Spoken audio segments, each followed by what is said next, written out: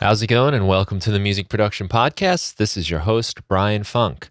I want to tell you about my Ableton Live pack called One Knob FX. It allows you to quickly and easily add some cool effects to your sounds with just the turn of a single knob. Do you have a synth like this that needs a little extra life? Just grab a One Knob FX, turn the knob, and get something like this.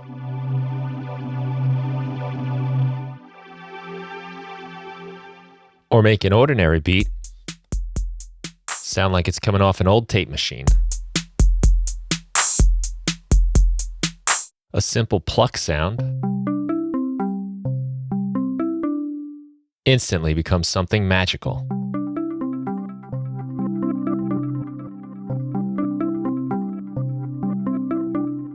One Knob FX Ableton Live Pack has a complex variety of FX presets, all with a simple one knob control. You can learn more at my site, brianfunk.com. And if you're a member of my music production club, where you get my latest stuff every time it's released, as well as a huge collection of other great music production tools, you can get One Knob FX with your membership during the month of August 2022. Go to brianfunk.com/MPC to learn more. Enjoy the show. Hello and welcome to the Music Production Podcast. My name is Brian Funk. I'm your host, and I'm very happy today because I'm getting the chance to speak to Ed Rollo, Mr. Ed Rollo, who has a really amazing YouTube channel that I've been totally binging lately over the last couple months. Great musician, a lot of wisdom and advice, and he's real, and that's something I really like about him. He's honest and sincere, and he does give you sometimes hard truths that can be a little uncomfortable to hear, but we need to hear it. And I've learned a lot. I've been reminded important lessons, and I think we share a lot of philosophical commonalities. So very excited to have him here. Welcome to the show, Mr. Ed Rollo. Wow. That was an introduction. Thanks for having me, Brian. It's a pleasure, man. It's always funny, especially in this case too, because you're in the exact position. I see you on your YouTube channel talking. It's a pleasure for me to have a chance to interact with you, because I really do enjoy the way you present your content and your ideas through this, just kind of like looking right in the camera and giving such great music making advice. And half the time there's no screen sharing, there's no performing. It's just the wisdom and the knowledge, and I really enjoy that a lot. It's to the point, short and sweet, and really well done. So I'm very happy to have you here, man. Yeah, look, thanks for that. I mean, there's a lot to sort of comment on there, but yeah, like it's just nice to kind of, I guess, bring some of this content to people in a very organic way, I suppose. And yeah, I mean, it's my whole kind of thing is bringing to light struggles that I've faced on my own journey. And it's just so good to see that people resonate with that. And, spreading knowledge, I suppose, it's just from my own journey, really. And, if people are resonating with that and actually gaining something from that, then, I've done my job. So, yeah. Yeah, I think it is, because there's a vulnerability you're really showing too, that you've gone through these things and you continue to go through these things. And I recognize that. And I've learned that a lot on this podcast, actually, speaking to different people, and sometimes people where you really think like, this person has it figured out, they make it look easy and they still struggle. And it's, I think I've said this before. It's not that I'm happy that everyone has this problem too, but it is sort of a comfort to know that there's nothing wrong with me, and we all do go through this, all the problems and difficulties.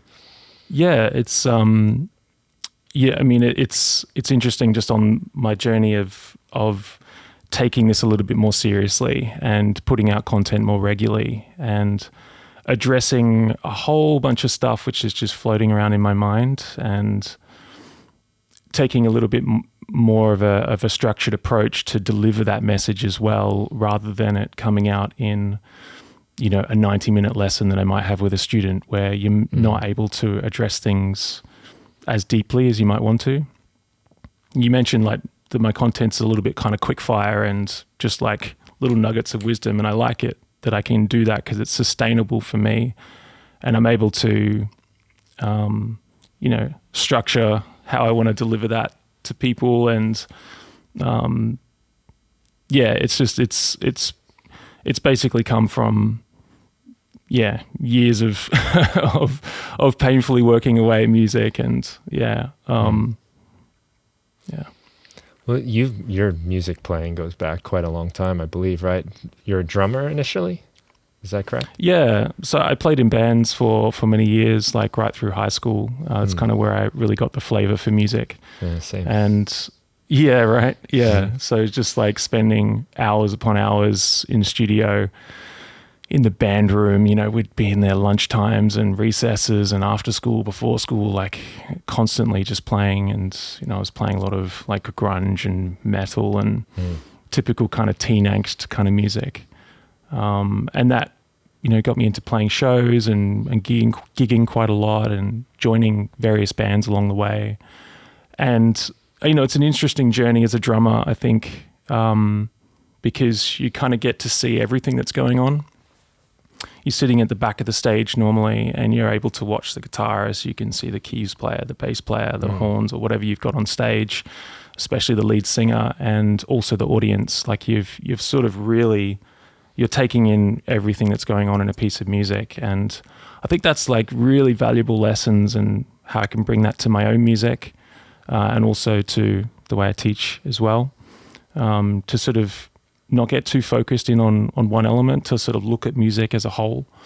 And that's, definitely a pain point in a lot of music makers, and especially myself, when we just like narrow in on one thing and go deep down that rabbit hole.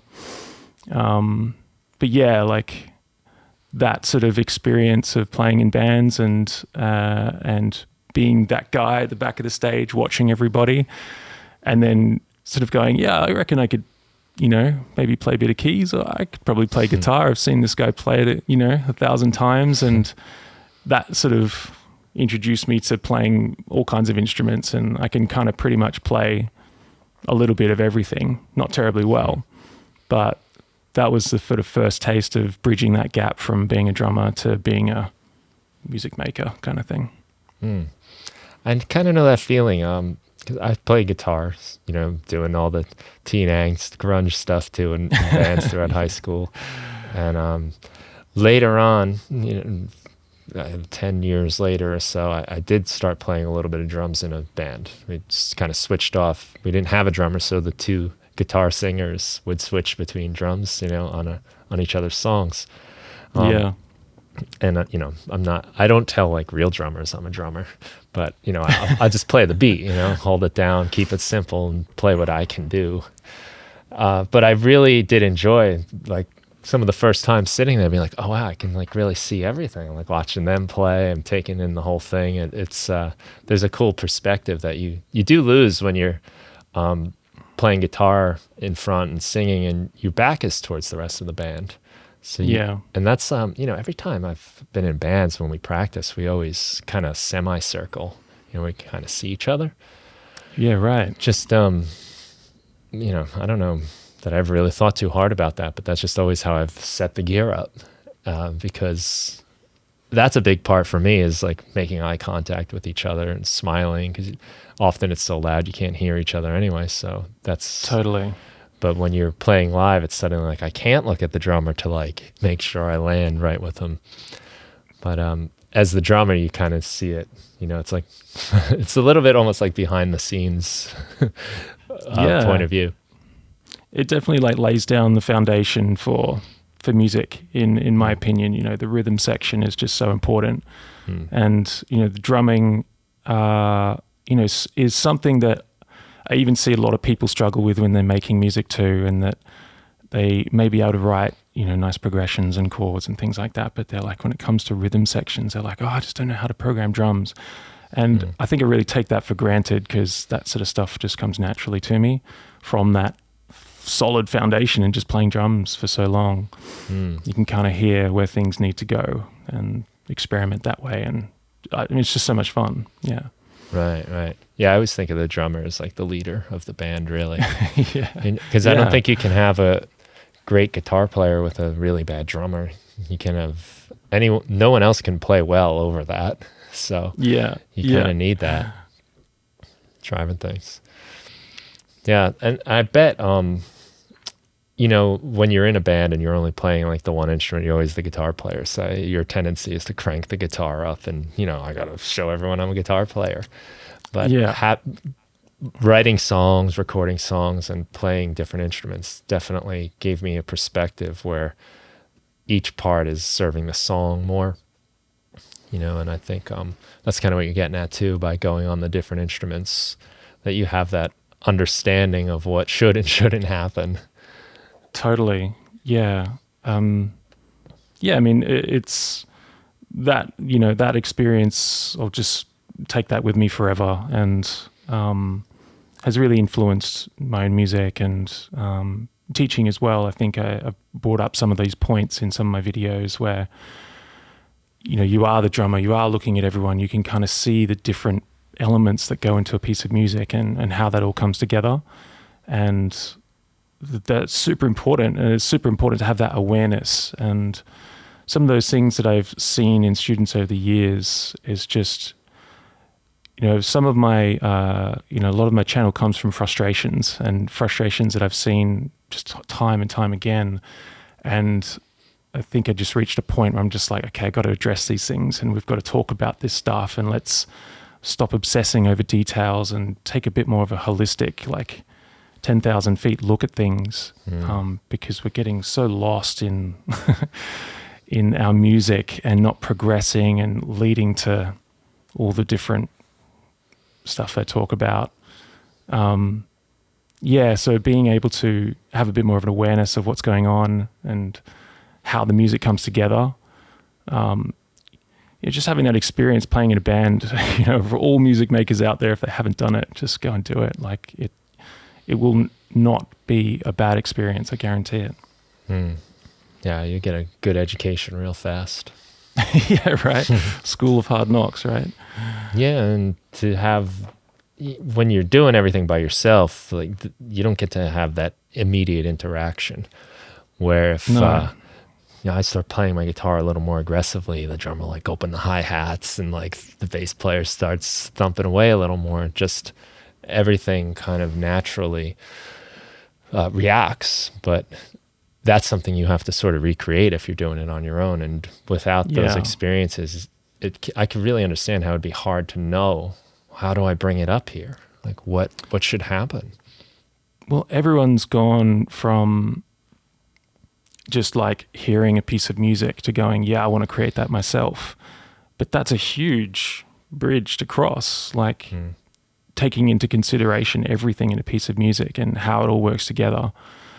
And far out, like it's no wonder so many people struggle with this, because there's a certain level of, I want to say, entitlement that people, you know, want to be able to create these amazing pieces of music, but not necessarily want to go through what's necessary to reach that point. And they want this instant gratification, results right now. Don't want to put in the work, I just want to get the results. And that's just going to, you know, it's just going to feed this kind of, this weird world of not really acknowledging the necessary steps to take. It sounds really dark. It sounds like I'm really kind of like making music like a really bad exercise. But I suppose I reached a point where that was me. You know, that was me. I was like, I just want these instant results. I'm listening to, you know, songs on Spotify with 2 million streams going, how do I make this music kind of thing, wanting to sort of jump or skip those steps, go straight to the top. And you realize that you have to start slow and you have to slowly grow over time, learn the valuable lessons along the way until you reach that point. You will get there. It takes time. It takes a lot of hard work. But that's the journey, and that's the beautiful part in it, because once you do arrive there, you're like, man, that was hard. And I'm so proud of where I'm at now, because I've taken the steps. I've got the scars on my back. that point for me was around 3 or 4 years ago when I was like, it's time to really take this seriously and commit to it and figure it out and learn the hard lessons, put stuff out there, get feedback on music, suck for a while, a lot. And and really see what's inside of me and what is going to come out. And it took a while. It took probably 2 or 3 years of doing that until I actually saw some results and like saw some fulfillment, I suppose. If you think about 2 or 3 years of unfulfillment, I suppose, what's the opposite of fulfillment? That's an incredible long time to sort of go, well, it's not fulfilling yet, but it's coming, So 2 or 3 years of like dedicating yourself to something until you're like, yeah, now I'm starting to see something positive out of this. It's a long time to go through and not a road that many people are willing to take. Yeah, I totally agree. And that's why the internet is loaded with hacks and secrets and shortcuts. Don't get me started.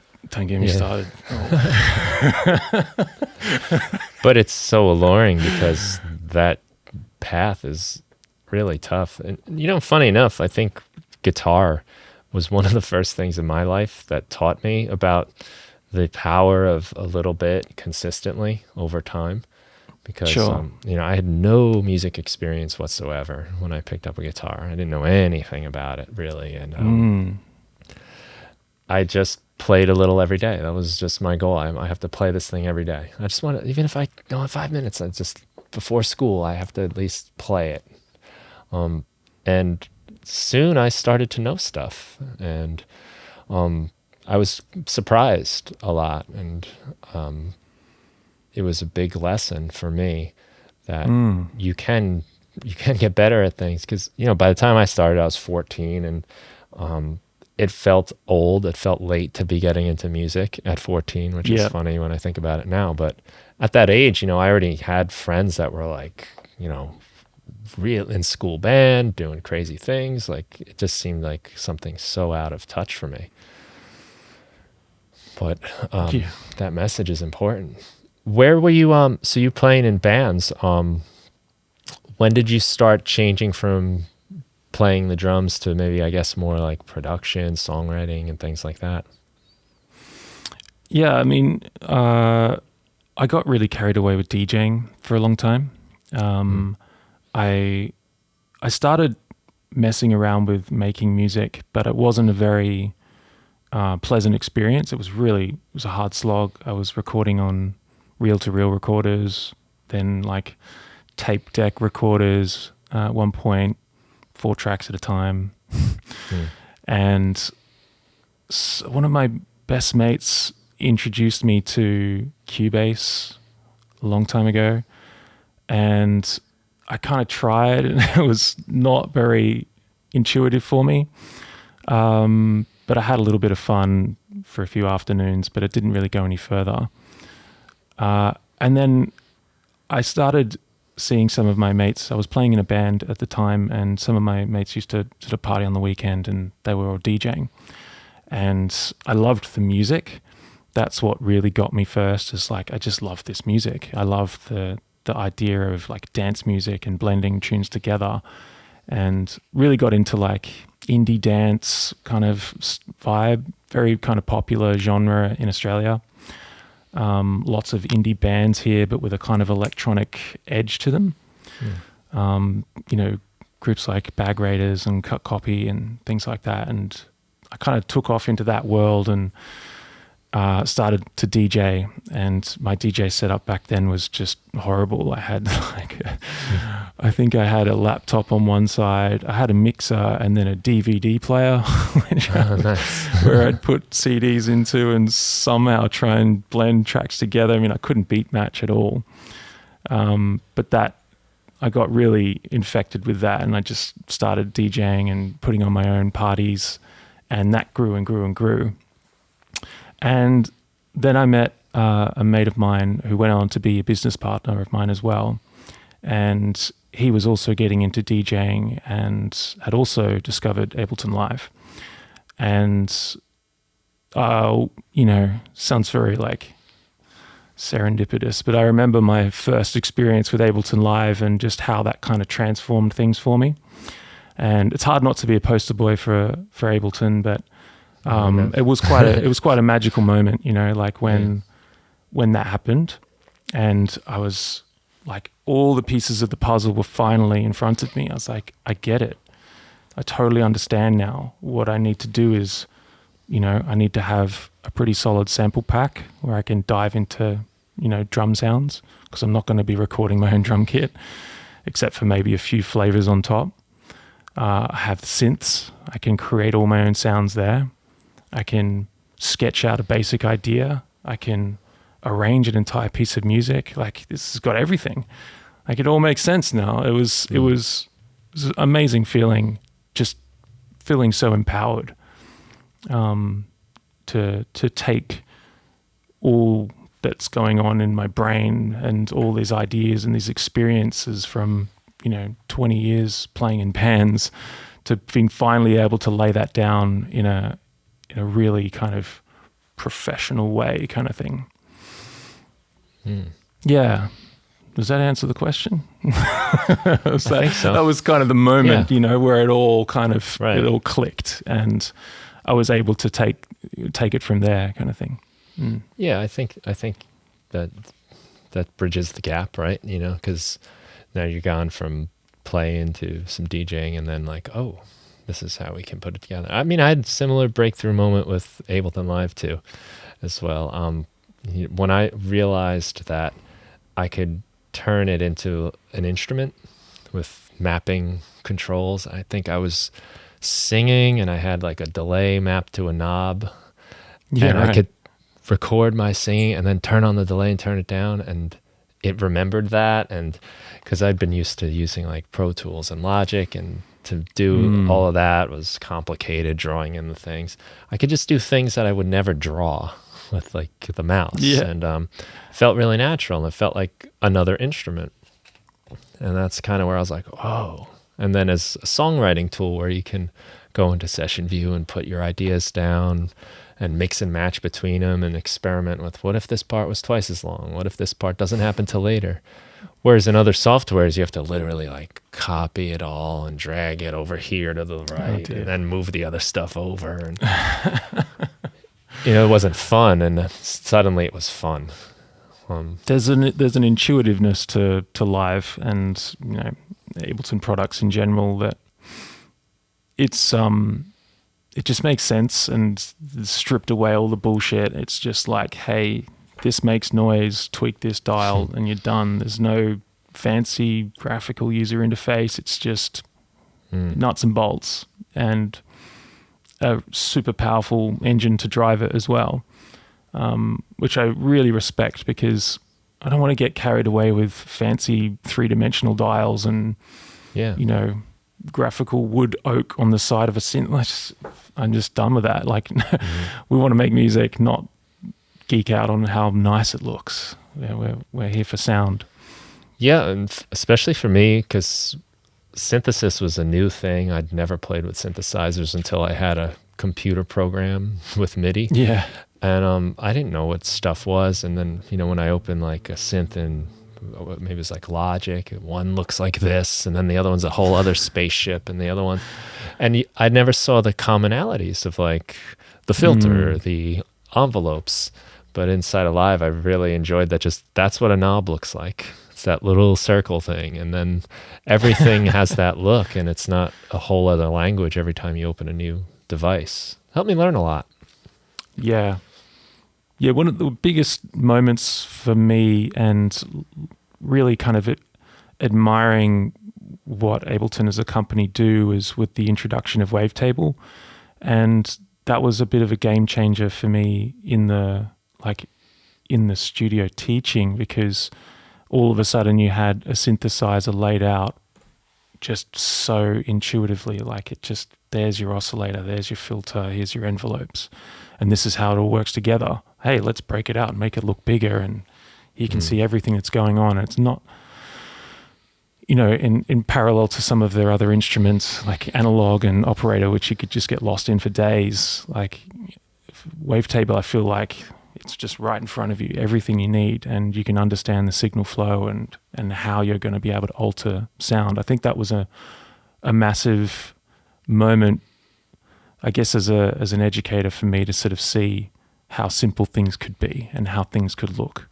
It doesn't have to be so complicated and fancy. Yeah, I'm a big fan of simplicity, doing more with less. Just things. I'm not a plugin guy. I've got a few of them, yeah, sure. But I've seen videos of sound design on some other synthesizers, and I get lost. I get so lost when they're tabbing between things and they're dragging connector dots and stuff and bridging cables and patching stuff. I'm just like, oh, you've lost me. And I honestly don't know how people sit through that stuff. I guess it's its own kind of world, and people get fascinated with the idea of creating sounds that way. And I appreciate that, but it's just not for me. Well, I think that kind of fits in what you said about getting lost in the details and the little, because I mean, you can very easily get, and I've been there, and I find myself there on occasion as well, where I've created the most crazy little loop of like percussion where I've worked on it so much and EQ'd everything and put effects where they need to be and automated, but I don't have music. I have 8 hours of working on that little loop that I have no idea what to do with, because it's so full and enormous that you can't even put anything to it. Absolutely. Yeah. I mean, we all fall victim to that stuff.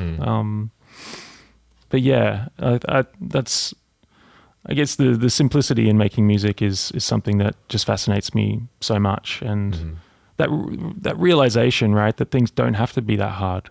And I don't know if it was similar for you, but I was under the impression that it had to be hard. Making music is hard, but the process is simple. I like to look at it that way, in that it takes a lot of hard work and a lot of dedication and time. But the process, and if you follow that, is quite simple, and trust in that as well. Because there's the trust is so important too, because it's easy to just kind of go, oh, this is not going to happen, or I'm not going to be able to get the results I want, so I'm going to steer off the path and go down this road. It's like, no, if you just stay there and you trust in this process, you will get the result that you're looking for. And that simplicity is what's key. And when I was discovering things for the first time, and so like Blue Flamer style, like I was just like, yeah, great, I'm gonna get lost in music production and everything. I've got to get the synths and got to get the samples. I've got to get the crack software, and I got all this. Like, you get so carried away with this shit, and then you're like hustling on YouTube and like trying to find all the tutorials and all this crap. Like, it takes you down a road that it's all you find. It's all you find online. It's right there in front of you. I need to learn all this stuff, and I need to get all these things, because that's what's going to get me the cutting edge sound or whatever. And that moment where I was like, maybe I don't need to, and realizing that, and just thinking to myself, am I crazy? Like, why is everyone doing this? Why is everyone getting all like 10,000 plugins on their machine? And like, it didn't make any sense that I could get the results I wanted with super simple stuff. I did a track walkthrough of one of my tracks, and it was for quite a large music production company, YouTube channel, let's say that. I did a track walkthrough, and I'm just like going through each element. It was a track that I just released, and I was like, oh yeah, here I've just got a little bit of EQ, a little bit of saturator. Next track, oh yeah, I've got a little bit of EQ, a little bit of sidechain compression. Next track, we've got, oh yeah, I've got a little bit of reverb on this, a little bit of delay. And someone in the comments was like, great, so you taught us how to use samples and EQ. But that's all it takes, man. That's all it takes. Like, I'm not wasn't there to like blow you away with this like insane amount of work that I'd done on the project. It took time, but it was simple. The process was simple of creating it. Yeah, I don't know. I reflect on that moment a lot of when that all clicked for me, when I realized that it didn't have to be so hard.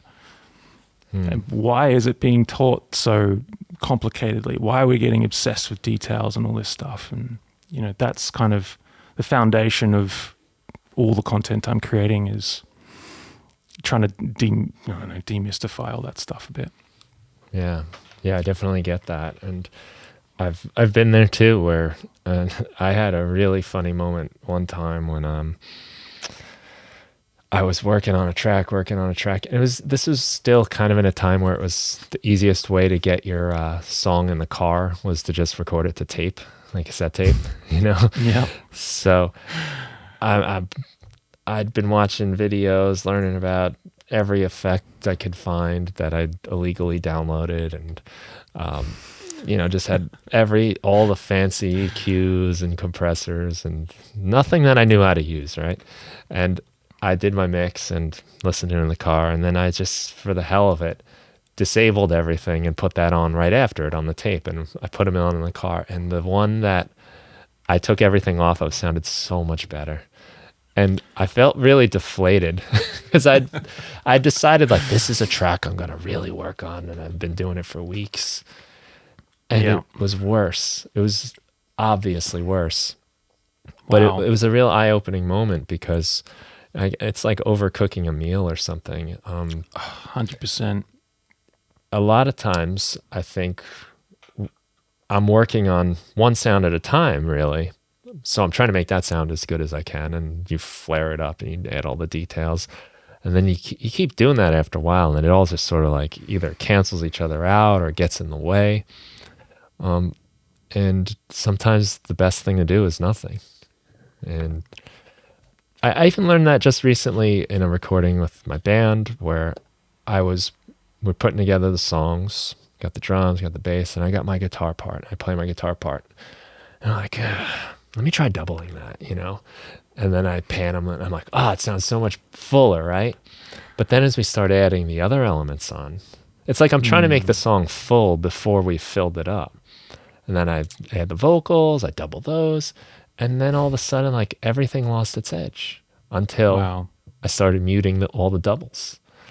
And this, like, idea I guess I had was, it has to sound amazing at every stage of the process. It's got to be like a full band sound, even though I've only put down one part. And it kind of took some of the other guys in the band too to just say, like, why don't you try muting that? Like, I don't think you should double your voice there. And, you know, part of that too is you're hiding behind your insecurities with effects and hiding behind production. Yeah. That's a massive one. I mean, one of my favorite songs is Express Yourself. Express yourself. Yeah, I mean, it's just a song that just resonates with me so much. There's a line in it which is, you know, whatever you do, do it good, which has always stuck with me for most of my life. I really love that kind of whatever you do, doesn't matter what you're doing, just do it well. And listening to that song, it's in I have a playlist on Spotify of tracks that inspire me. And this is the one, very few ones that slipped in there that's just different from all the rest. And if you listen to that track, which was a huge track, you know, the drums are completely on the right side, which makes no sense to me at all. Really? When you listen, you know, the way that they were recording it back then, it's like, right, drums on one channel and we've got to put it to one side. You know, we can't afford to have it on two channels. Like, that sort of, and it worked. It works great. But if you take one ear off, you can't hear the drums anymore, which is mind-boggling. But that's such a beautiful little lesson in how you're saying you can overcook things. You know, I've got to pan this over here, put that over there, something down the middle, double this, double that. Like, maybe sometimes you can just put your drums all on one channel and put it on the right-hand side and it'll be fine. Yeah, it's just a great lesson. That's something you hear like on the old Beatles records where they're Totally. just stuck. I think they were experimenting with stereo, and I don't even know if that was necessarily their decision or something that happened later, because stereo was new. Yes. But, yeah, it's sometimes. I know the first few times I ever put the Beatles on in headphones, I was like, "What?" I felt like I was leaning over, off balance or something, with like all the heavy stuff on one side. But it does give you like a cool separation too, and considering what they were working with, everything is really neat and clean and well put together, so that you can hear it all happening. Definitely. But that's a good point, because I always do that. I make things sound full before they're done, and that leaves you no room to add things. And inevitably, you want to add things. Like if I'm not careful about it, and I'm making something, I'm writing something as I go, it'll be a totally full arrangement, and now I have to do like a vocal, and there's no room for it because I've put too much in there. Yes, like I always think about like the example of looking up a tutorial on how to make a certain style bass sound, something like that. You watch a tutorial, you have this fucking amazing sounding bass, but what about everything else? What about your drums? What about the arrangement? What about whatever other elements you have going on in your music? You might have this fucking great sounding bass, but it's disconnected to everything else in your music because you've done some particular type of production work on that's sort of separate from everything else. And looking at music as a whole, like everything needs to come up together and be balanced. And I maybe it's sort of playing into what you're talking about there, about there's separate elements in your music and how they're all working together. But I think that can be such a pitfall in production that you hear a lot in that sort of beginner stages of making music, where they obviously Googled how do I do this bass, neuro bass or whatever the kids are doing these days. I think in my own case, it's really an insecurity thing where I'm not comfortable with it sounding incomplete in the various stages of its incompletion. So I'm fluffing everything up, and in the process kind of like shooting myself in the foot for the next things that have to come up. And it's like you said, you have to sort of trust the process, that I'm still building this thing and there will be other things that fill in. And I am finding like more and more it's about letting things be kind of natural sounding, not covering them in all those effects, and being okay with fewer things, because you can actually appreciate the sound of them and the details when you start. It reminds me of my classrooms, actually, as a high school English teacher. When I have like 5 students in the room, I would say up to like about 20. They're individuals. Like you can see, you remember what shirt they're wearing, their hairstyles and stuff. Once you get to like over 25, though, it's just like a mob. It's just kids. It's not Bob and Mary and Susan. It's just kids, one group of kids. And I think that happens to our music too, where there's a point of like saturation where I don't even hear the individual elements. It's just sound, one big massive sound. Yeah, which can lead to like ear fatigue and things too, which is definitely, it's hard. Your ears will become accustomed to that just wall of sound that's coming towards you. But it's hard to dissect exactly what's going on. And it's funny you mentioned about being back in school, because like exercises in listening and breaking down music was one of the most valuable lessons I ever learned, just like listening and going, what's going on in this piece of music? And clearly identifying like what's in your music and how it's being presented, like how it's being played or how it was written. And being able to apply that to your own music too, because then you can seriously just like flesh it out. What's in this piece of music? There's the drum elements, the rhythm elements, there's a couple of key sounds, there's a little swooshy sound happening over there, some effects over there, little atmospheres, and that's it. We're done. We've got 15 different elements. Right. This is what is happening in a piece of music. This is when they're happening in a piece of music. So valuable, simple stuff. Like those simple lessons are just so valuable. And I learned that in high school. My high school music teacher, Mr. Banks. Shout out if you're listening. Nice. Shout out, Mr. Banks. Well, that's cool because I had much different music experience in high school, and 14 I started playing guitar, and that became like the main obsession of my life. But like a mere year and a half before that, I was sitting in like a general music class hating it.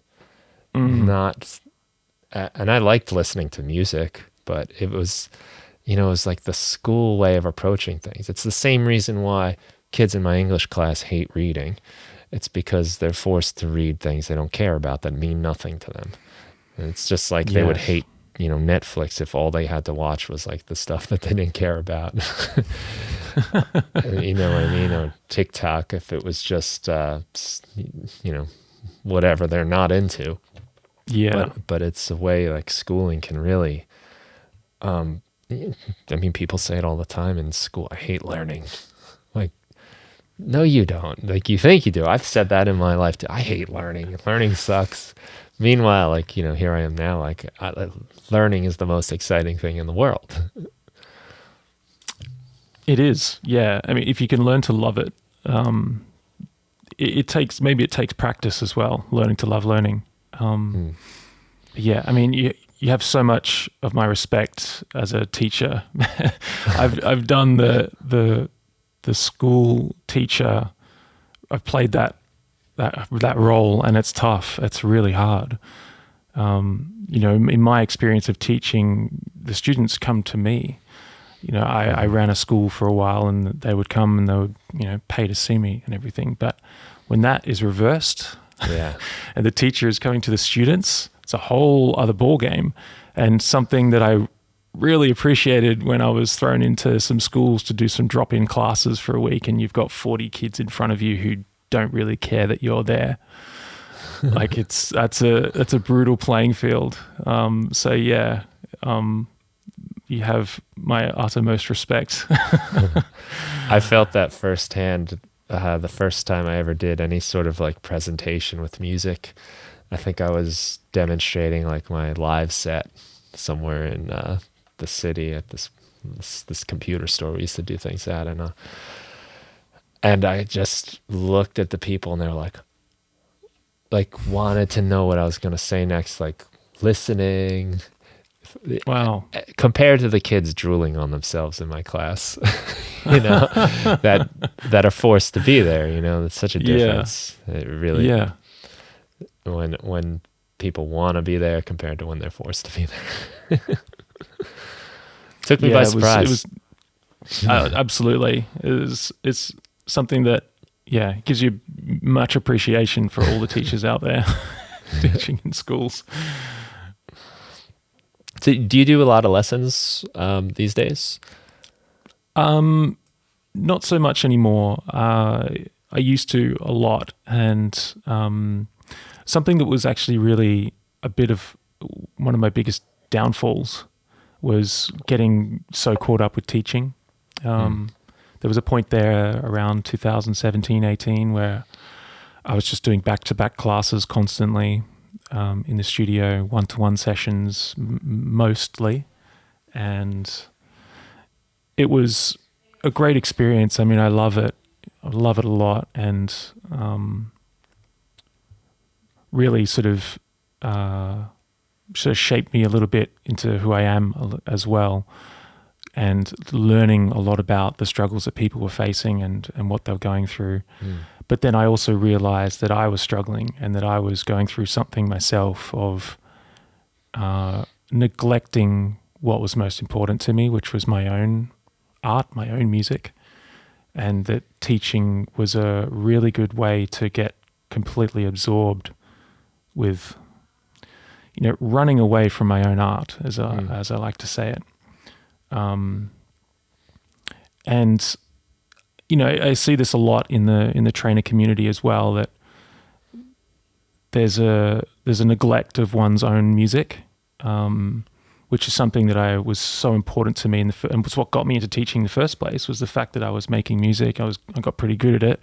Maybe I could teach people. And then all of a sudden I was like, wow, teaching is great. I don't need to make music anymore. I can just teach it. And there's a sort of sick satisfaction that comes from that, of teaching people how to make music. But then there's a tough reality as well, that you're neglecting your own. And so it's like trying to find that balance. And I needed to sort of take a full shift and realize that making music is what's most important to me, and teaching other people to do the same. But I need to be making music to begin with. It's like, it's like, what is it, like the curse of success or something like that? When you become really successful at doing something, more opportunities come your way, which stop you from doing what got you so successful in the first place. And that was, I fell victim to that. So I stopped teaching basically altogether, and focused on my own artistry to rediscover that, because I'd lost it. I'd totally lost it. Caught away with teaching for 3 or 4 years, just solid. Realized I hadn't made any music besides like an 8-bar loop for a lesson, which took me about 15 minutes. And I got very good at making these 8-bar loops. Like I could do so many of them. I did demonstrations, and just whip up a few drums and a few synths and everything like that. And you get something that sounds pretty good in like 15 minutes, no worries. But going beyond that was unknown territory. I hadn't done it in so long. So yeah, I stopped teaching altogether, and focused more on the online world. So rather than sort of dedicating all my time to teaching people, maybe I could just put it online so people could view it if they wanted to, and I could continue to develop as an artist and as an educator too. Like being able to make music and get better at making music only strengthens my ability to teach. So yeah, it's rare, if at all, that you'll see a student in my studio these days. Yeah. I get that though. Sometimes I feel like I'm talking about making music way more than I'm doing it. And I've also done that with as far as like individual private type things. I just don't do it anymore. And I had to, I had to make some hard decisions about what I want to do. And I do find that very rewarding. It's great to like help a person in front of you and see them get excited and make cool stuff. Yeah. But I kind of decided that, and I also find it rewarding for me educationally too. I was learning from my students. I always feel like I'm the one that learns the most anyway, but I think, I do a Berkeley online class, which is great. I get a bunch of students, 10 to 15 usually, I'd say. And there's an hour meeting a week, and then I go through their assignments. And then, doing this podcast is my other like educational thing, talking to people like you, learning, sharing, commiserating, and all of that. And if I'm making live packs or tutorials, like that's enough, and that even at that level, it's tight, the music making time, but throwing in that other stuff, it's important to figure out what to say no to, so that I felt myself very much just becoming somebody that talks about making music. And can, like you said, I could whip it together real quick for that loop that sounds cool, but like nothing ever gets finished. Yeah, and it's a shame to see that in other educators, and I suppose it would be just like an encouragement to keep that side alive and not forget it, not neglect it. Only because I know what it did for me. It just made me really unhappy, and it's like that burning desire, you know, that's always there. You know it's there. It's like the thing that you know you should do, but you don't. I mean, it's different for everybody, but that's what it was like for me. And it was my own journey into music education to begin with, was because I was making music and I loved it and it was great. Maybe I could share it with other people. And then, you know, and yeah, like that's just something that I would love to see more of, I suppose, is the educators still really still hitting it just as hard in their own sort of personal music making too.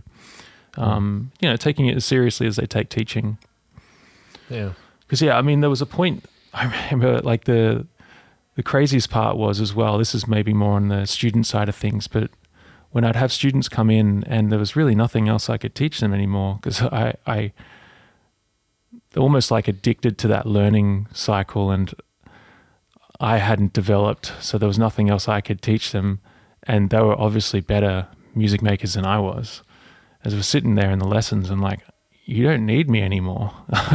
I've got nothing else to share. Like, we could delve into some things together, but honestly, you just need to go away and make music. Like, you've got it, man. Like, you've got everything you need. Yeah.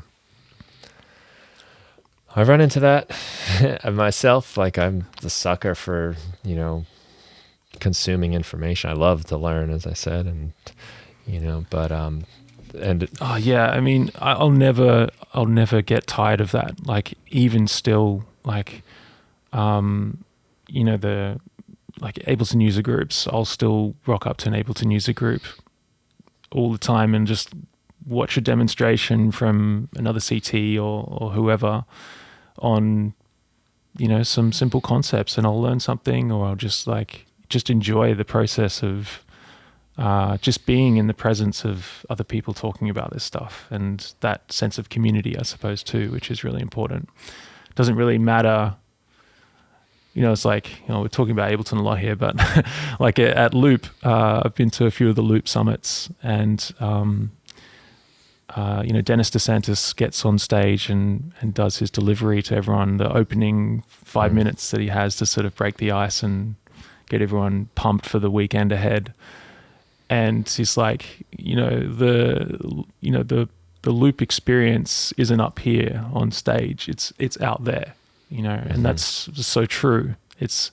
You could go to Loop and not see anything and still have an amazing time, because you're just surrounded by other people who are into this stuff and want to talk about this stuff and meet people and collaborate, network, whatever. It's inspiring. There's an energy that comes with that. Oh yeah, I went to the one in LA, which I think was the last in-person one, right? Yeah, sadly, yeah. And that was one of my takeaways. Was I think some of the best times I had was on that rooftop, having conversations, talking to people, running into them on the street. Just to be around that many people that all want to be creative and have that artistic mindset and want to get better and are open to sharing, and it was so inspiring. I made it a point to myself, like, you have to go to this thing every time it goes off. Like, you make it happen, because it took me, it just left me for so long with like a high on just making music and connecting with people, and just the camaraderie. It was amazing. Yeah, it really is. It's a special event, and yeah, I've been to one in Berlin, and I went to the one in LA as well, and I did one of the ones online too, and each time it had its own sort of its own kind of vibe, and it's something that I'd look forward to every year if it ever came up again. It's just like, boom, ticket straight away. Yeah, no brainer. It goes to show it's so important to have people like that in your circle, in your life, just in general, even if it's, the guys I play music with, to get together with them. And even if maybe I'm a little low on practice tonight, like, they're pumped, that's going to pull me up. Yeah. And when they smile at something that happens while we're playing, like, you need that. it has become, from, it sounds like you're the same, where you started out in bands playing with each other, and that's how music has always been forever. It's really a new thing to do it by yourself. Oh yeah. So Yeah, it's a strange concept, really, isn't it? yeah, but it's the norm, I would say, and it seems like, and for me it is, like most of the time I'm by myself doing it now, and it's kind of weird. It is really weird. And I think, if it's tying this back to like my channel and the way some of the the industry concerns, I suppose, is that we're being kind of sold this dream that you can do it all and that you should do it all. And there's sort of two schools of thoughts on this, I suppose, as to whether you should or not. And then all of a sudden you have, Tom from down the road, who's been making music for 2 months, has just bought the latest, mastering plugins bundle online. And so has, 10,000 other Toms from down the road, or whoever, Nikki, like all these music makers out there all owning mastering plugin bundles.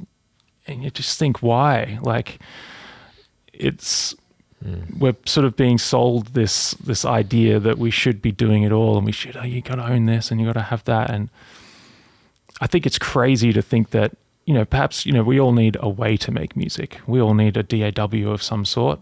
We all need some instruments.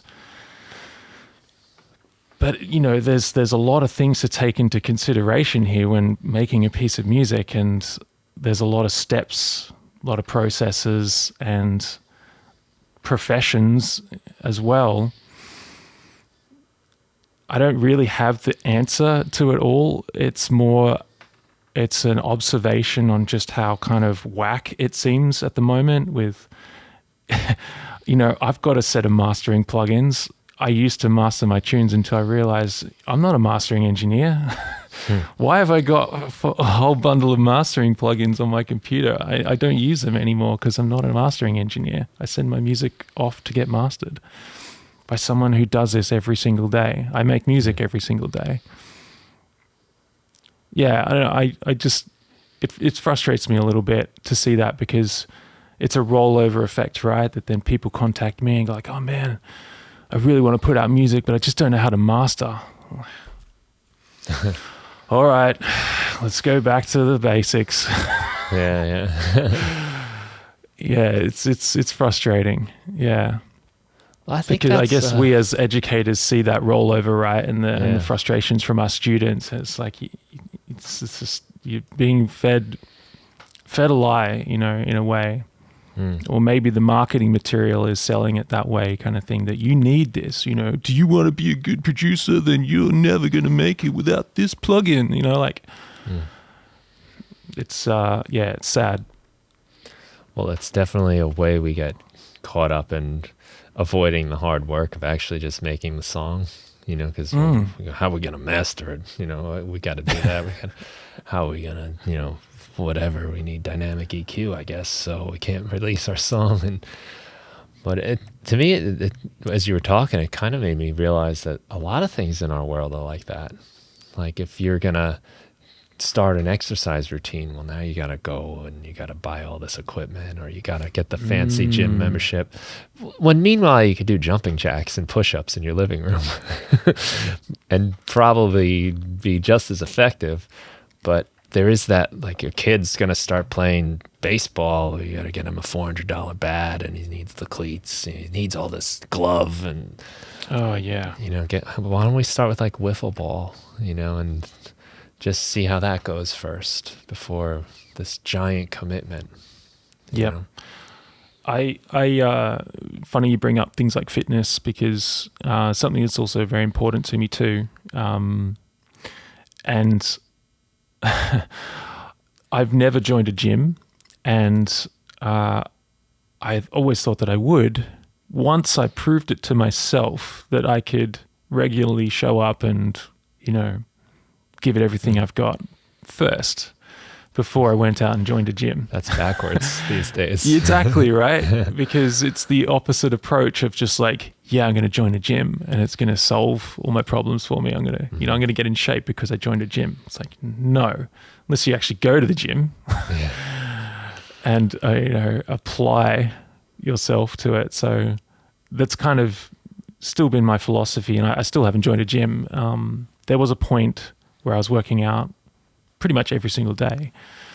And like you said, it's in my living room. I had a little yoga mat on the floor, had some dumbbells, and that was about it. And it was enough. Felt great. Got a bit slack over winter here in Australia, but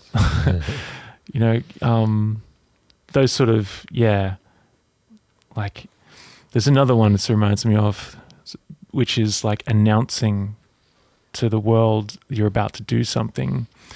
It gives you that same kind of feeling of actually doing it. Way to go, Ed. I'm so proud of you.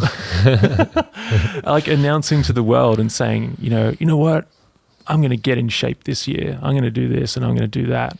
It feels really good to say that, and it gives you the same kind of, I don't know, dopamine hit, or it convinces your brain that you've actually done it. It's the same kind of feeling. And so it's important in those aspects. And you see this all the time on Facebook, and, this is going to be the best year of my life. But actually keeping that information to yourself and actually not announcing it and going through the steps that you need to take and then doing it, then you can announce it. Hey, look at this thing that I did, rather than look at this thing that I'm going to do. Yeah, I've heard two schools of thoughts on that too, from like, the experts or whatever guru I've heard say, for inspiration. But there's the thought that like, if you say that, now you're accountable, right? Right. So, okay, well, now you said you were going to get in shape, but then there's also exactly what you're saying, is that you're kind of getting the glory without having to do any of the work by just announcing it. Yeah, it's a psychological thing. I think maybe the accountability thing is a good point. That putting that out into the world sort of holds you accountable in the way that maybe embarrassment or not sort of coming through. But just sort of those actions that we take towards a certain goal that may not actually be progress, but it feels like it. I'm going to buy all the mastering plugins because it's going to finish my track for me. No, it's not. No, it's not. You have to finish the track first. Yeah, it's true though, but maybe that's just like a thing that we do to ourselves. And it's exercise is a really good analogy, I think, because it's like no one can do that for you, right? Like you can't do 50 push-ups for me right now. It just doesn't work that way. You mind? Help me out here. Feeling lazy. And it's the same thing. Yeah, right. That's how he stays in shape. Yeah, this is what we do with every guest. But it's the same thing. Like you can't outsource the time of working at it and just putting it in with making your music and growing and getting better. And the idea too of doing everything is a really good point, because what we're essentially doing is the job of a whole team. If you want to look at the whole picture of it. And I think that can, as you're learning, especially, you see like, oh, there's all these steps. So you're aware of them now. Like you might not have even known that there's a thing called mastering. Most people that I know that aren't music producers would need me to explain what I'm talking about when I told them we're getting our album mastered. Like, what? What do you mean? But once you learn it, now you feel like, oh, that's something I need to get that. I need to do that. I need to do this. But time and time again, I've thought I needed this thing or that thing, only to see like people that didn't know as much, or kind of like blissfully ignorant of some of these other steps and like of these programs and these plugins, happily going along, making their little songs on like a, simple app on their phone. Absolutely. Yeah, and there's a progression, right? That it doesn't have to be that way forever.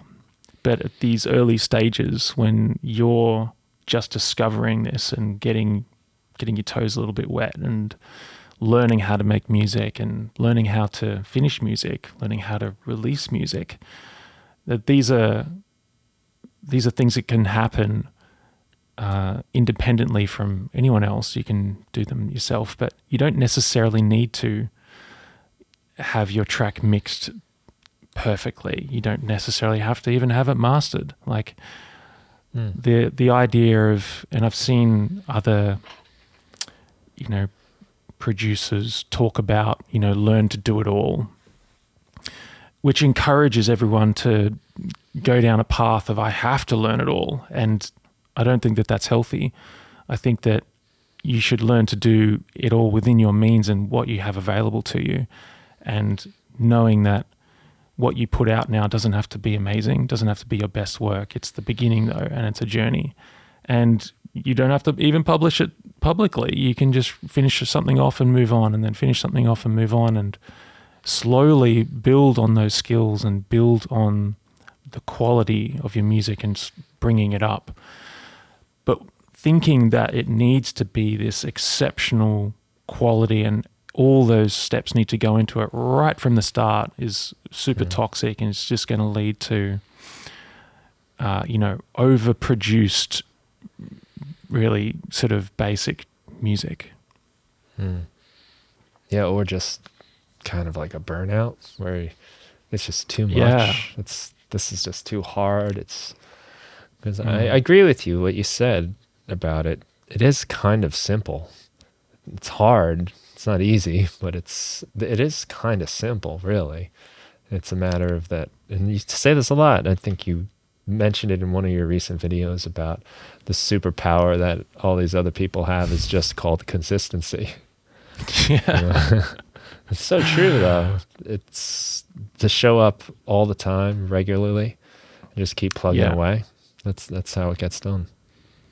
I was doing a bit of like Spotify stalking the other day, which I do out of curiosity with some of my like, artists that I really admire.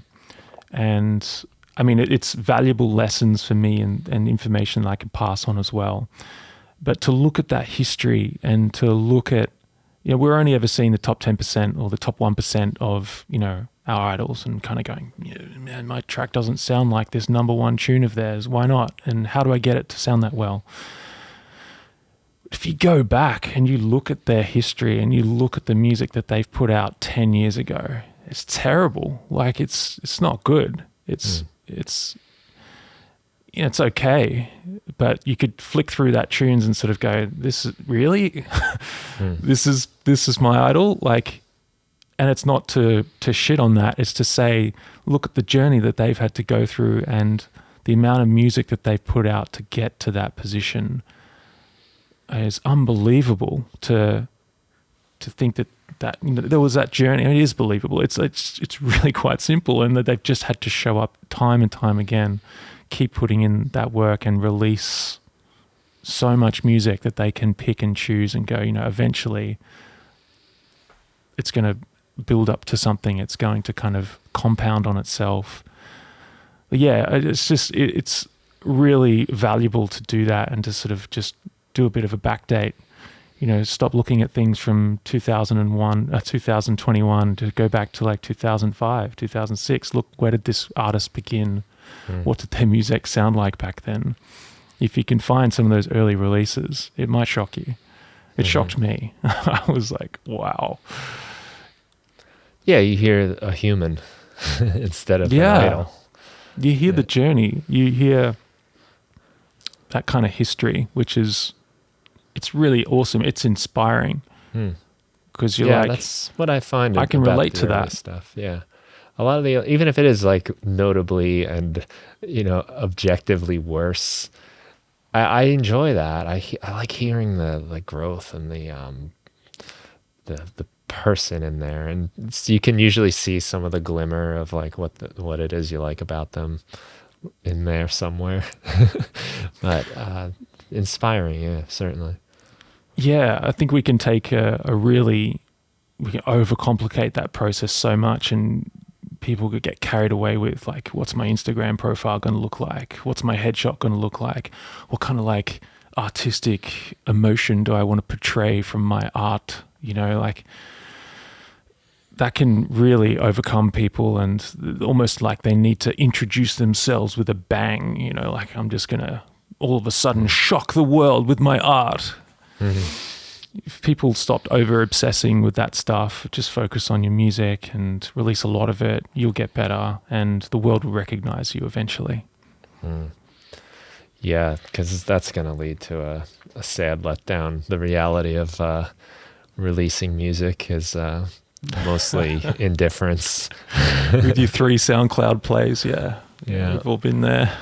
Yeah, you're better off releasing a video of your dog chasing her tail. You get a lot more attention. Yeah, the struggle is real. Pictures of my cat will get far more clicks and interaction than music I spent half of a year putting my life into. But anyway, yeah, that's the way it goes. Yeah, well, that's the point of, you know, knowing why you do it, you know, keeping that front and center too is really important. It's if I'm not you know, when I'm not paying attention, you know, it's just what I come back to. There's some sort of comfort in it. There's some fulfillment. There's some excitement. There's curiosity, you know. But it's when I'm thinking too hard about like, I gotta make something good. I gotta make something. I gotta, like you said, show the world. It just gets frustrating. All of these frustrations come from my own journey. Like everything that I talk about is stuff that I've been through myself, and things that I get swept away with. And I used to be, you know, one of the first videos I made when I started thinking about this a bit more seriously was a video on creativity, and was the idea of being creative and being a creative person, thinking that it was a special thing that I had that no one else did, or that, you know, only creative people had this. It made, you know, when I was growing up and somewhat viewed as a creative person, it felt really nice. It felt like if I felt special, you know, that people viewed me that way. Oh, Ed's the creative one, you know. Oh, that feels pretty good, actually. Feels nice to be the creative one. But, you know, in recent years, I've become much more familiar with the idea and, you know, learning about, you know, mindset and stuff, that it's not a special gift that people have. It's just a practice. You practice creativity. You don't just have it. It comes to you from putting yourself in situations that allow you to be creative. And yeah, I think that was something that sort of helped and shape my own kind of practice, I suppose, too. That not to get too carried away with this idea that I'm an artist and I'm, you know, have this gift to share with the world, you know, which we all do, but not like over identifying with that, not getting obsessed with that and thinking that you're some beautiful, unique snowflake kind of thing, you know. We all have our art to share with the world. It is important. And, but yeah, never kind of let that overshadow the fact that it's just, you know, it's just kind of putting in the work and putting in the hard work. Yeah, I think I've had some early encounters with like imposter syndrome as a kid, when someone would say like, oh, he's creative. Because I used to like to draw, and, you know, like little things I used to do, I guess, were creative. But I always kind of felt like, well, I'm just doing it. You know, like I'm not inspired. You know, nothing struck me with lightning. And Yeah. I can remember feeling like a fraud and thinking like, well, I'm not, but that person is, but I'm just trying to be like them or something. Mm. You know? I think that realization's super important. Like that you can view, it's like the opposite rather than just going off and doing a thing. It's like when you doubt yourself and when you're actually looking on the inside and going, am I really this person? I think this is very relevant in The War of Art by Stephen Pressfield, One of my and talks favorite about books. that, like that. Yeah, amazing. Like it's like a music, it's like an artist's Bible, right?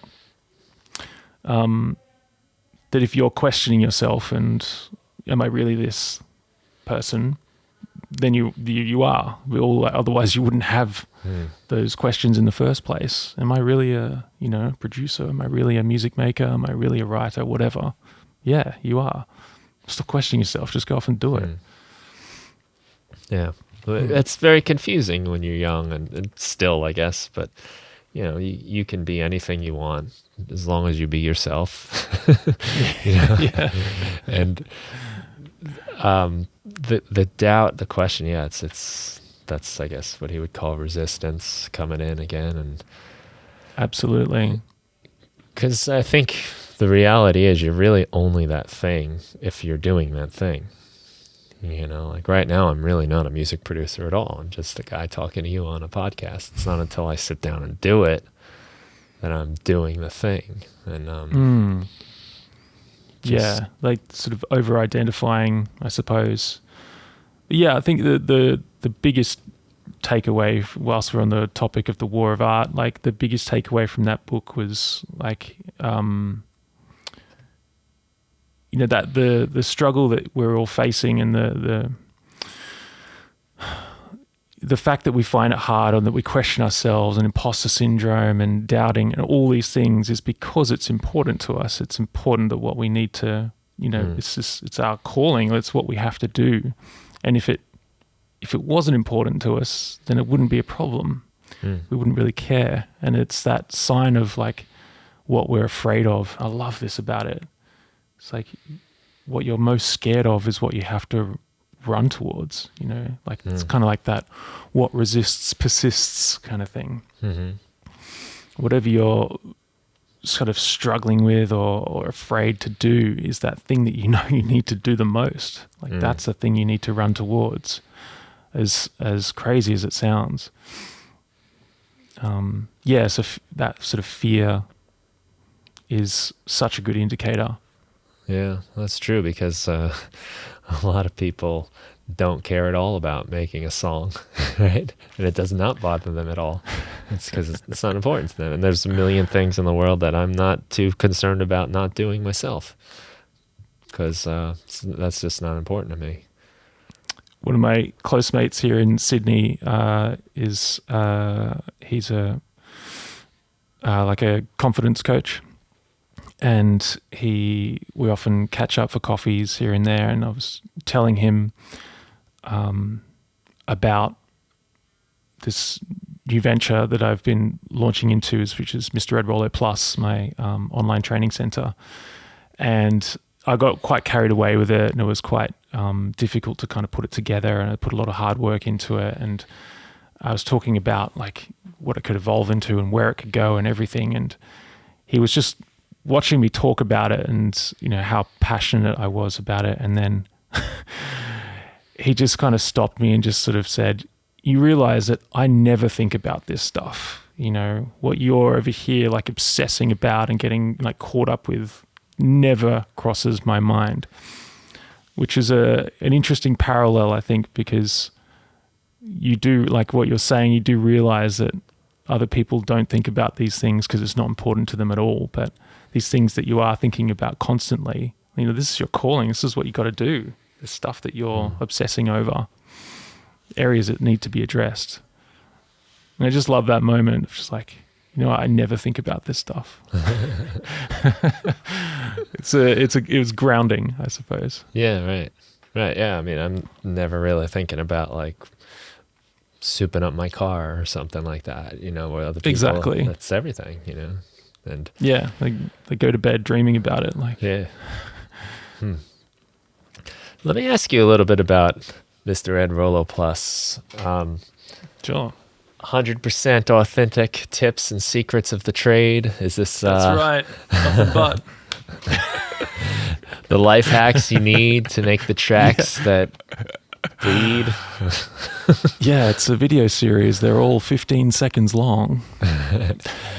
Well, I'm curious because like what your approach is, because a lot of what you talk about is like the you don't need that kind of thing. You don't need maybe not the kind of thing you're doing, but like, don't get caught up in like the hype of all this stuff. So the fact that you're saying that and then have an academy like this, I find interesting, and it makes it, I want to know what it's about, because thankfully it won't be all that kind of fluff and BS promises. Yeah.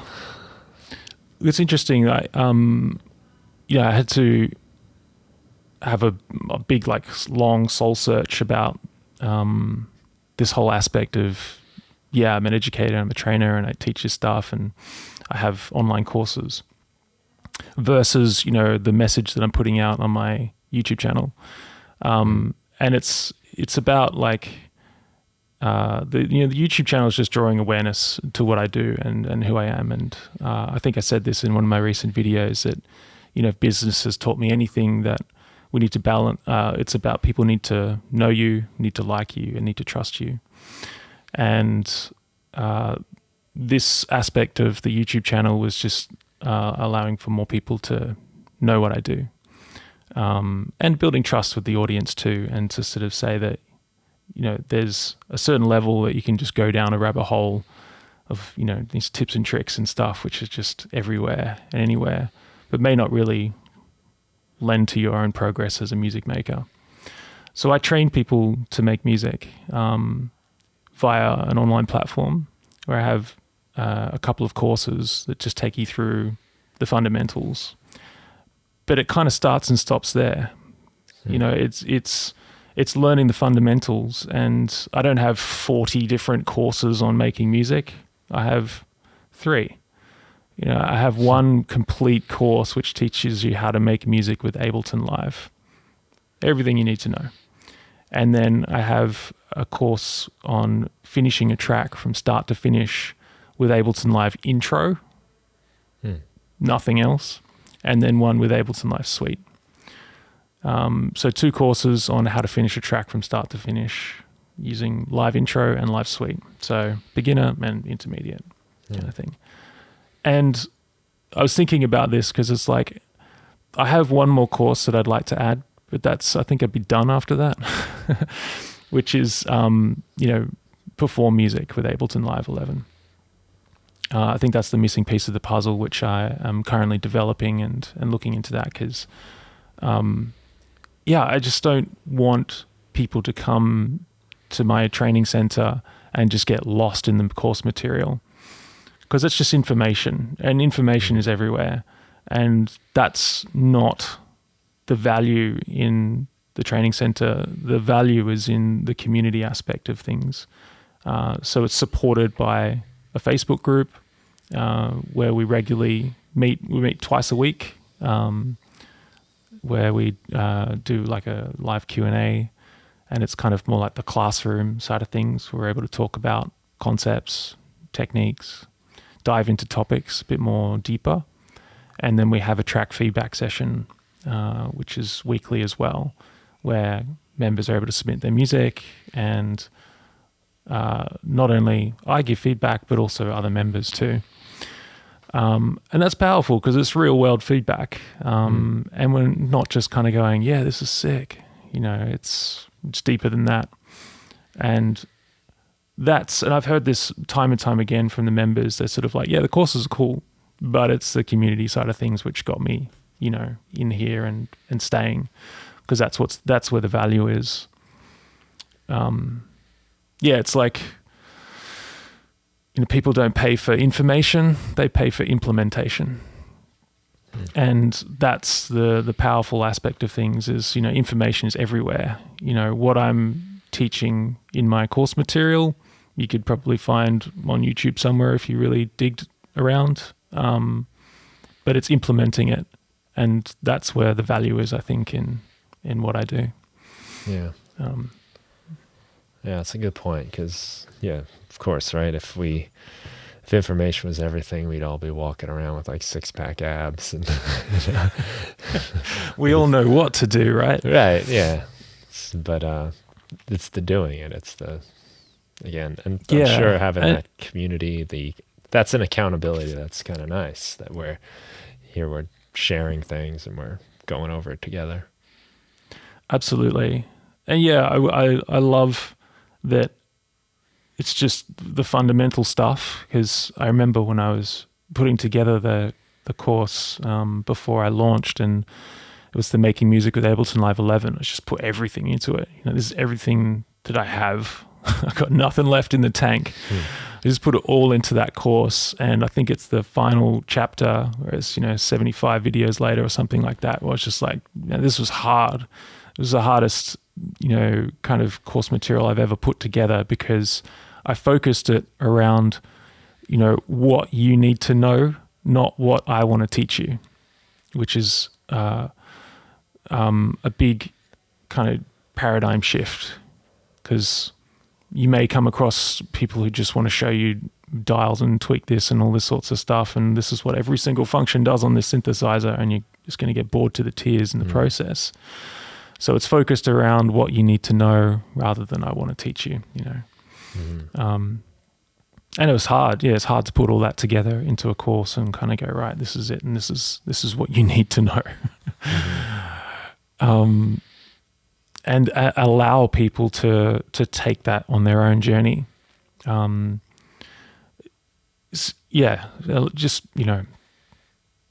Sorry, I'm just tangenting here, but it reminds me of a video that I made about, sticking to a genre. And it's one of it's one video that's drawn the most parallel, I think, between the schools of thought. Everyone's like saying, you're crazy to stick to one genre. Genres, don't pigeonhole me as an artist. I am complex and blah, blah, blah.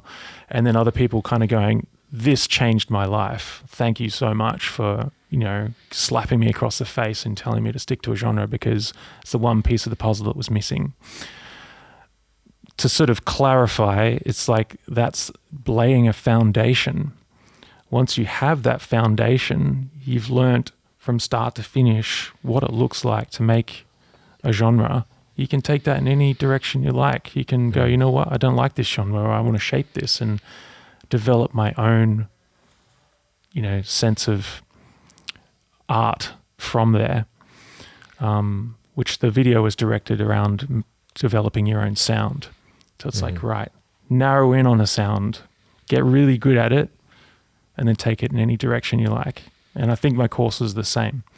It's like, this is the foundational stuff. You need to know this stuff. This is going to allow you to take it in any direction you like. Rather than having a course on how to make tech house and how to make deep house and how to make hip hop and how to make trap and stuff. It's like, no, just learn the foundations, and then you can figure that stuff out. It'll do you more benefit that way.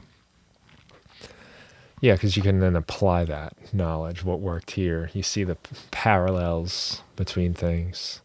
I think I read an article somewhere about like math instruction in America. We get through content. We have to learn this, we have to learn this, we have to learn this. And what winds up happening is, first of all, if you fall behind one day, good luck catching up. But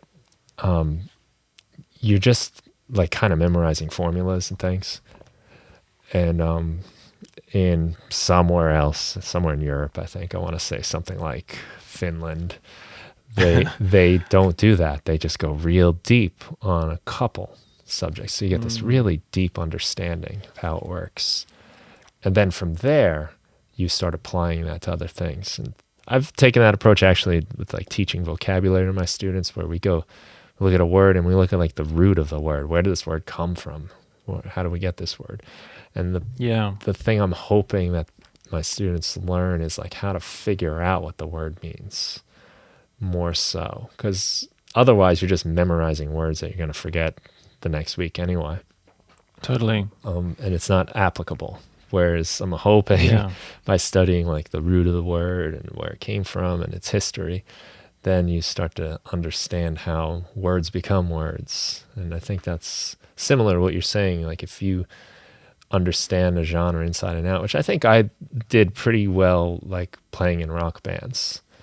And then when I started learning production, especially the Ableton Live production, so much of that was around electronic music, which doesn't need to be, but that's just how it was, the people that were presenting it.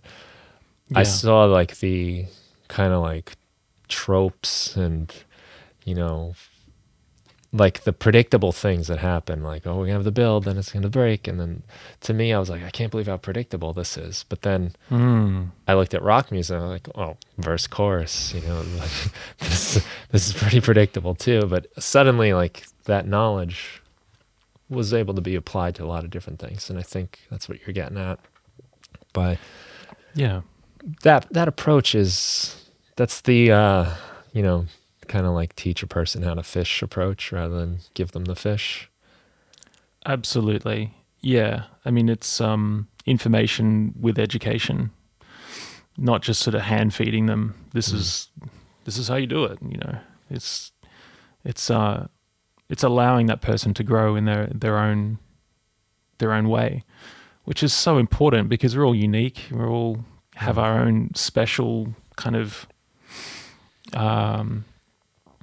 piece to add to our music, and the struggle of like finding your sound, which is tricky, right? And something that I struggled with too. Again, all this stuff just comes from my own struggles, and I was that guy making every single genre, not really making any progress whatsoever, making something slow, making something fast, making something dark, and I stuffed around like that for years, and it was fun. Yeah, I was making music, but I wasn't making progress. And that was important to me, was progressing, like actually building on something and getting a bit better.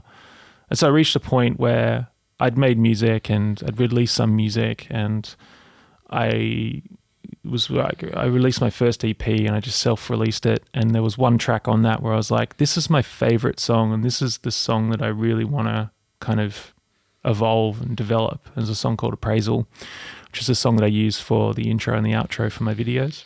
Yeah, And cool. yeah, and from there I was like, right, what are the elements of this song which are important to me? And it was like, it's upbeat. You know, I could potentially see people dancing to it. And, you know, something I saw, which wasn't the intention of my EP, was DJs trying to spin my tunes in their sets. And they're not very DJ friendly tunes. But that was a moment for me when I was like, that's what I want. I want DJs spinning my music. Like, I want other people out there to be playing the tunes they make. And so I directed all my attention towards what would a DJ want to see in my music. And that was my direction forward, was I'm going to make music for me, but I'm really making music for DJs so that they're spinning them. And because that's one of the most beautiful things, is having someone else admire your work and go, dude, this song is great. I played it in a set last week and it fucking went off. Like that, there's no greater feeling in the world to me. Making music for myself is like, it's fun. I can have a great, you know, session on a drum machine and a synth for hours on end. But when you get sort of that real world, I hate to use the word recognition, but it's an acknowledgement of your art in the highest form. Like there's no greater feeling in the world when someone goes, yeah, I played your tune last night and it was great. Like, it's really special. I used your work to produce my work, you know, to enhance my work. Yeah. I never thought about it like that. That's very cool. I think that's a great way to think about music, you know, is who's it for? Like, what's it for? What's the listener going to be doing when they put on your song? And, you know, if yours is with that purpose to get people dancing at the club or whatever it is, that's now it has a reason to exist, you know, because I get caught up in that a lot myself. Like, why am I doing this? Sometimes I just feel like a big idiot, like making little noises and turning knobs. It's like pointless. It has no no meaning in the world. And when I can think about it more, like this is the kind of song you're gonna like listen to while you're floating around on a raft in a pool. Suddenly, Nice. now it has a purpose. It has a reason to exist. This is going to be the song that's going to get you up and pumped up to work out or anything, whatever. But to have like because that's how I listen to music, right? Like I'm doing something, I'm in some situation, and this is going to enhance it. This is going to bring it to life more. And I make my decisions on what I'm listening to based on the situation I'm in. Absolutely. Yeah, giving us the purpose and direction, right? So Yeah. like knowing what that destination looks like this is what I'm shooting for. Super powerful. Yeah, I mean, great sort of.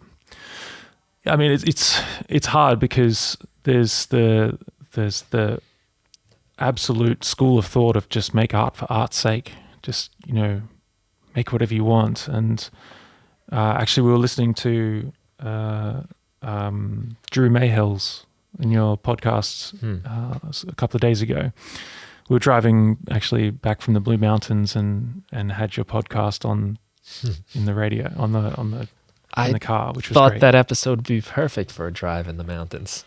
Oh, it was great. Another Australian voice, and it was just great hearing about Drew's journey and his making art for art's sake, and just going, you know what, this is real. This is fulfilling me, and I love it. And you can really hear it in his voice as he's talking about it. And I have so much respect for that too, because I think that there's a real beauty in that as well. And it's like, hey, if people like this, great. If they don't, great. Whatever. I'm doing it, and it's fulfilling me. Yeah, and I've been that person as well, and I think that there was a desire that I wasn't addressing inside of me that was seeking a deeper, maybe that sort of recognition or appreciation, I suppose. That I think it was maybe because I knew it was inside of me. I knew I had it. I knew I had what it took. It's going to be hard work, guaranteed. But if I sort of focused and put in the effort, then the results that I was searching for would come, and they did. And it was something that you were talking about before, about like why we make music in the first place. And it's like, for me, it's like it would be regretting having not done it in the first place, like having not gone for that, what I can do, what I know I can do. I heard you talk about that in a video as well. Basically, you're like, we're going to die. So you don't have these regrets. And I heard the exact same sentiment in a book I'm just finishing now, called Someday is Today by Matthew Dix. Okay. He wrote a book called Storyworthy, which I loved, about storytelling.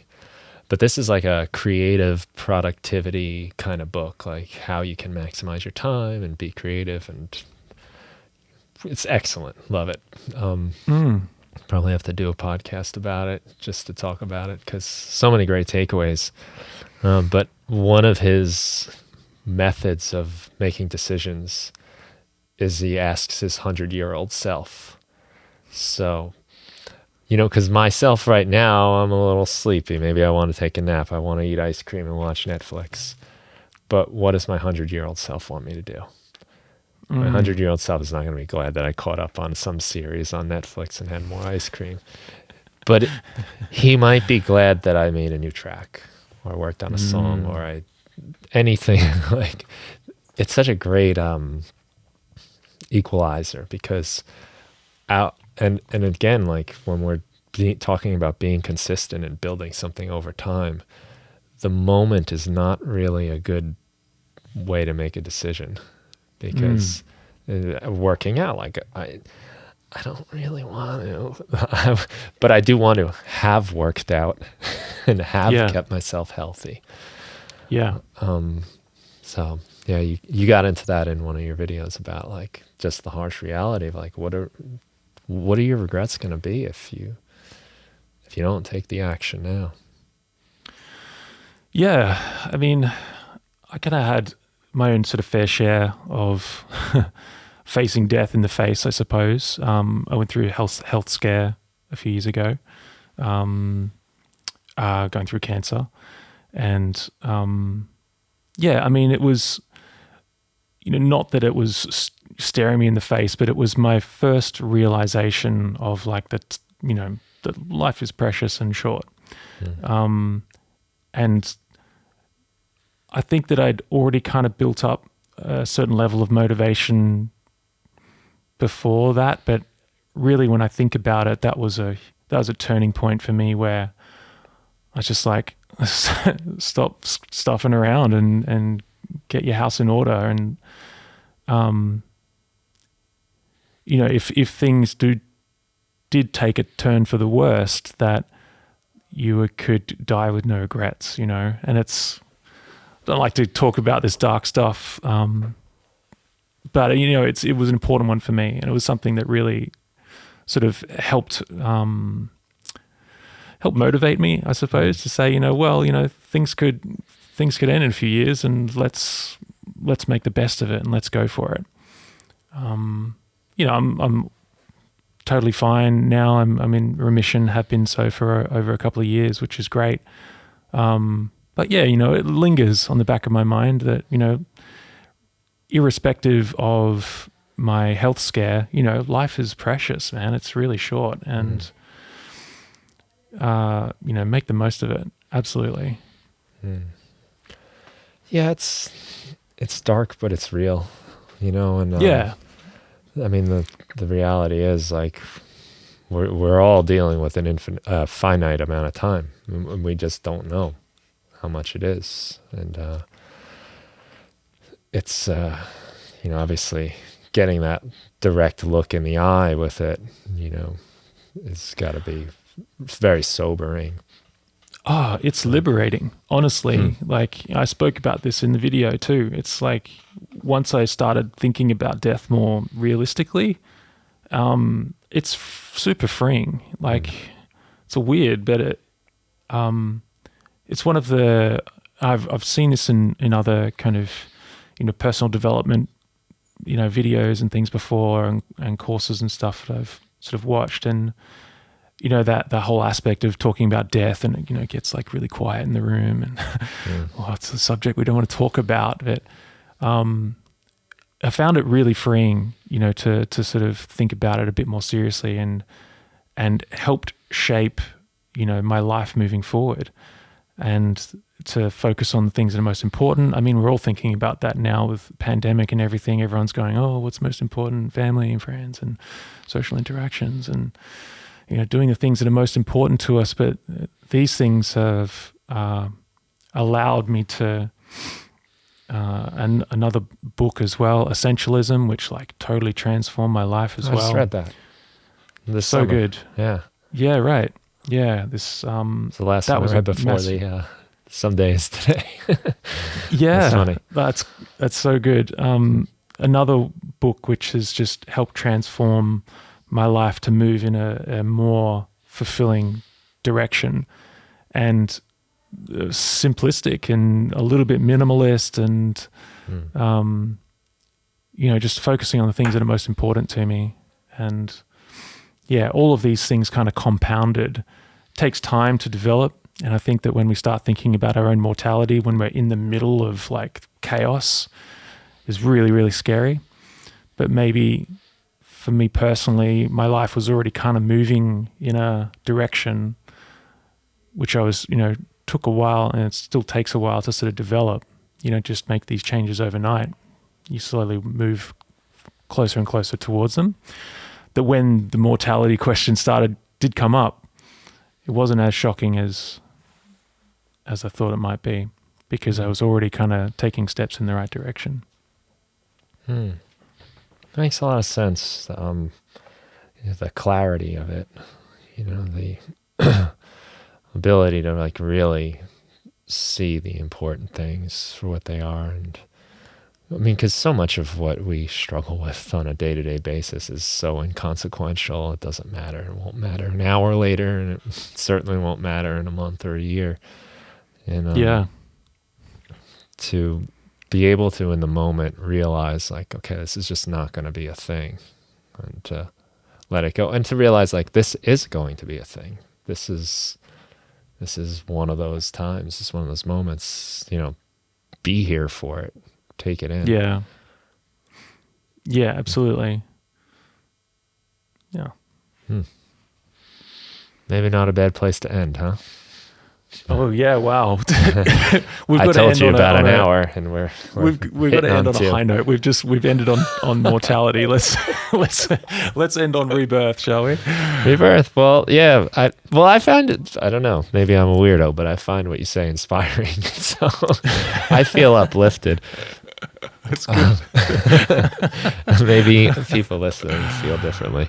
I don't know, but I think your overall message. You did say it comes from frustration a lot of times, what you wind up bringing up on your channel, but I don't get that feeling. I can understand how it originates, but I think you have a really nice way of taking those ideas and flipping them on their head into something inspiring, and to say like, hey, this is a problem. So you offer like a nice solution to it, and I enjoy that a lot about what you have put out, and in this conversation too. I appreciate that, Brian. It's interesting kind of just listening to myself talk through this podcast, as well as I hope I don't come across as like too intense, because I do think about this stuff like on a daily basis, and it kind of shapes me into the person that I am. But yeah, it's like a lot of it's all based around the struggles that we face as music makers, and I feel like there's a lot of them, and they're all, majority of them are struggles of the mind.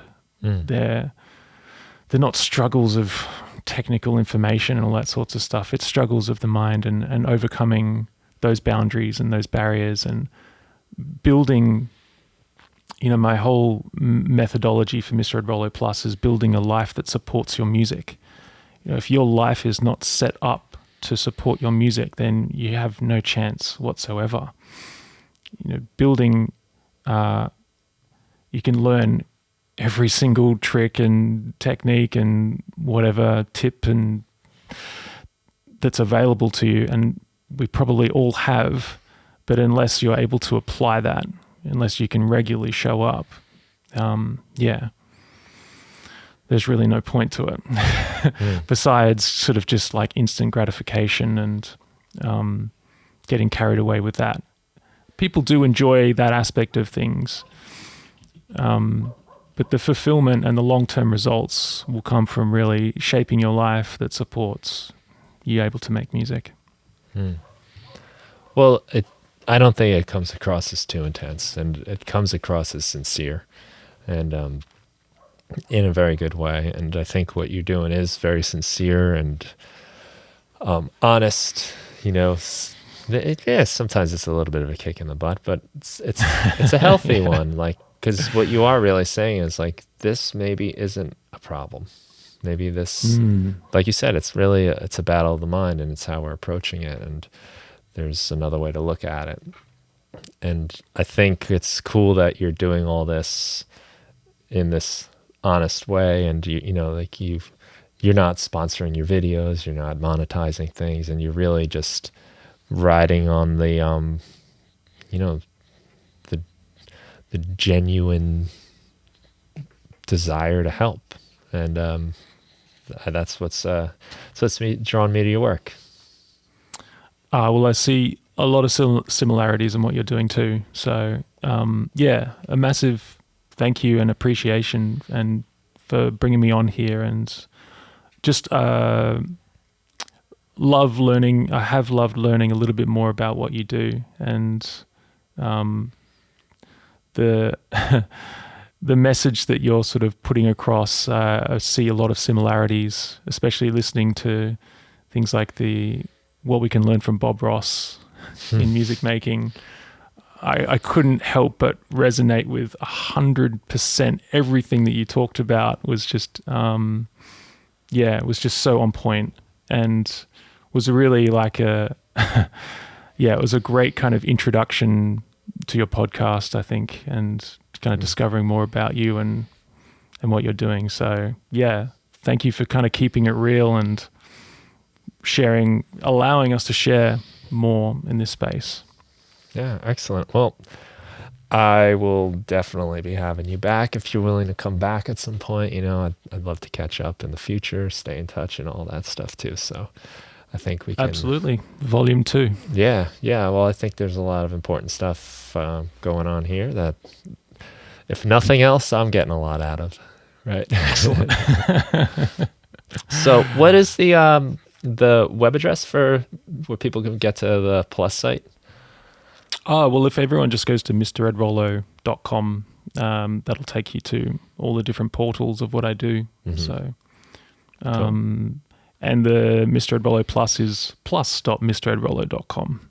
Okay, nice. We'll put that in the show notes for people.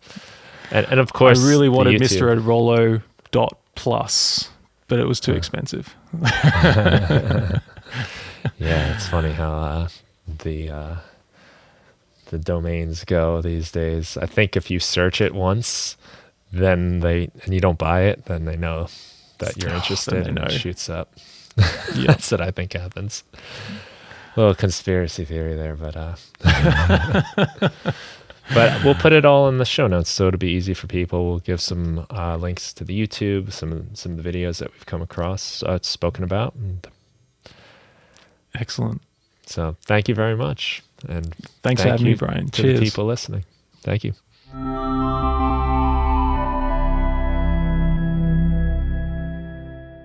Hey, if you enjoyed the Music Production Podcast, please consider giving it a review on your favorite podcast provider and share it with a friend, somebody that you think might enjoy the show and get something out of it. That would mean a lot to me. And if you want to check out more of my work, including sound packs, tutorials, etc., head over to brianfunk.com.